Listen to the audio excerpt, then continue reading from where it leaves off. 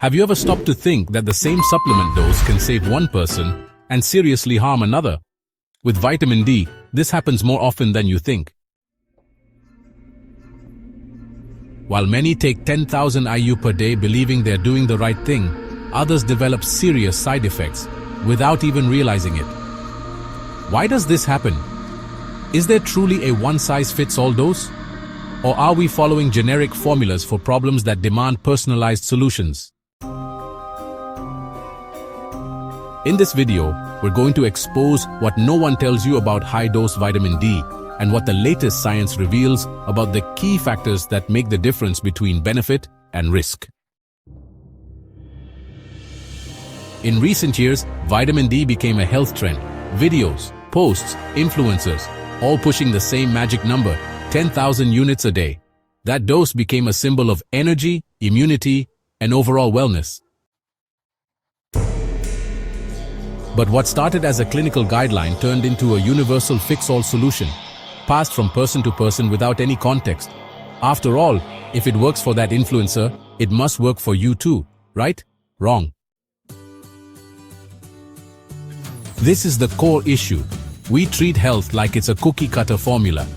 But the human body doesn't work like that. Each person reacts differently to the same substance.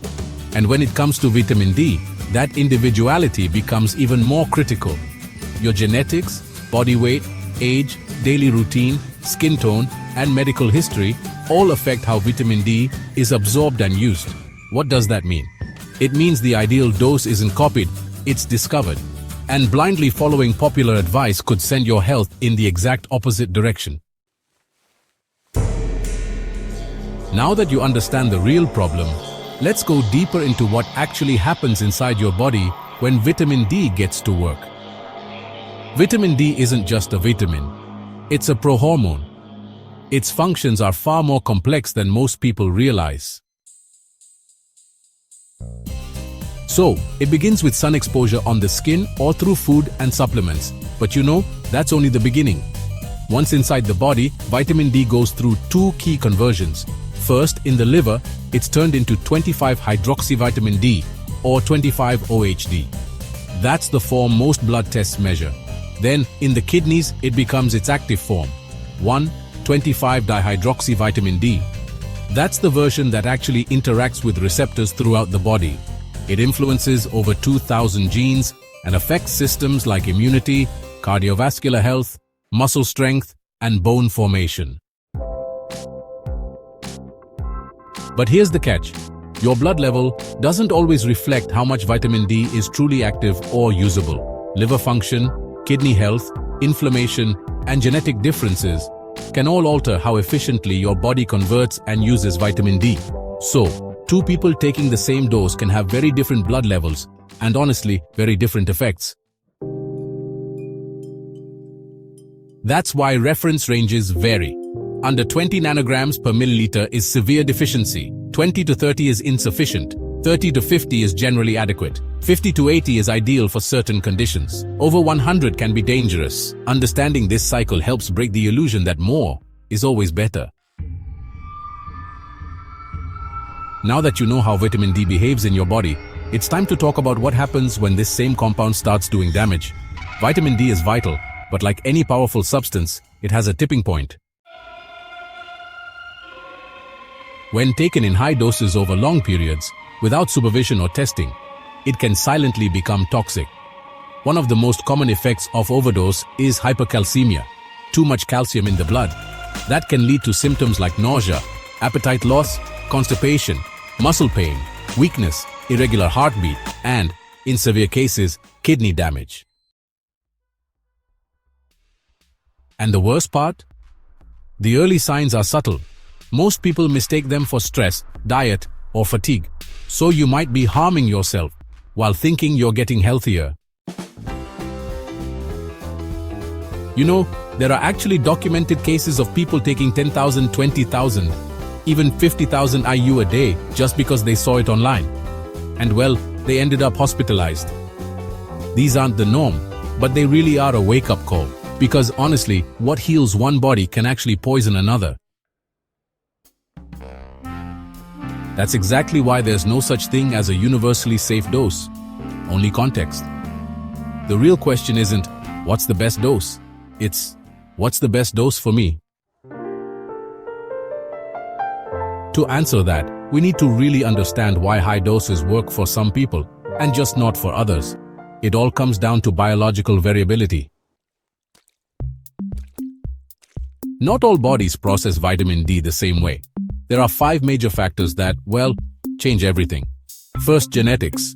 Some people carry variations in the VDR gene, that's the vitamin D receptor. These mutations can impair how vitamin D is absorbed and used, meaning they may need higher doses just to feel the same effect. Second, body composition. Vitamin D is fat-soluble. It stores in fat cells. People with higher body fat may trap more vitamin D in tissue, reducing what's actually available in the bloodstream. That's why individuals with overweight or obesity often require more. Third, skin tone. Darker skin contains more melanin, which blocks UVB absorption. That means people with darker skin synthesize less vitamin D from sunlight, even in sunny regions. Fourth, let's talk about autoimmune conditions. Diseases like multiple sclerosis, lupus, and rheumatoid arthritis can actually increase the cellular demand for vitamin D, or sometimes they create resistance to its effects. In these situations, high doses might be medically justified, but honestly, only with really close supervision. Fifth, age and organ function play a big role. As we get older, our liver and kidneys, which are the 2 organs responsible for activating vitamin D, just lose some efficiency. The same dose that worked when you were 25 might not cut it at 60. So, it's pretty clear, the ideal dose isn't some fixed number. It's actually a careful balance between your body, your context, and your real needs. But, there's another piece of the puzzle: cofactors. And honestly, this is what most people tend to forget. Vitamin D doesn't work alone. It actually needs complementary nutrients to be properly activated, transported, and utilized. First is magnesium. Without it, vitamin D just can't convert into its active form. And here's the irony. Taking vitamin D increases your magnesium demand. Next is vitamin K2. K2 directs calcium to your bones and keeps it out of your arteries. Without K2, high-dose vitamin D can increase the risk of arterial calcification. Zinc, vitamin A, and boron also play supporting roles. Focusing only on vitamin D is like building a high-performance engine and forgetting the tires. So how do you find your ideal dose? Well, it starts with the right test. You want to check your 25-hydroxy vitamin D level. That's the marker most labs use. Here's how to interpret it. Below 20 is considered severely deficient. Between 20 and 30 is insufficient. 30 to 50 is adequate for most people. 50 to 80 is optimal for immunity and chronic conditions. Above 100 means possible toxicity. But numbers alone aren't enough. A level of 60 might be perfect for someone with lupus, but unnecessary for someone healthy who gets daily sun.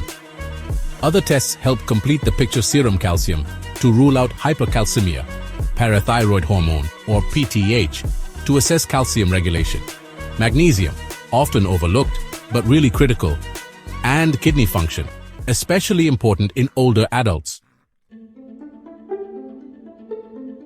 With this data, you can build a smart strategy. If your levels are low, you might start with a higher dose.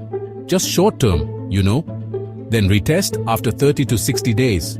From there, adjust to a maintenance dose, usually between 2,000 and 6,000 IU daily. And, keep in mind, your ideal dose is dynamic. It changes with the seasons, your weight, your lifestyle, and your medications. That's why regular monitoring and smart adjustments are, honestly, the real secret. Personalization, not guesswork. For decades, we followed standard protocols. One diet, one dose, one rule for everyone. But now science is telling a different story. What works for someone else might not work for you. And yeah, when it comes to supplements, that difference really matters. So, this is the new mindset, right? Health isn't one size fits all. It's personal, it's adaptive, and honestly, it evolves with you.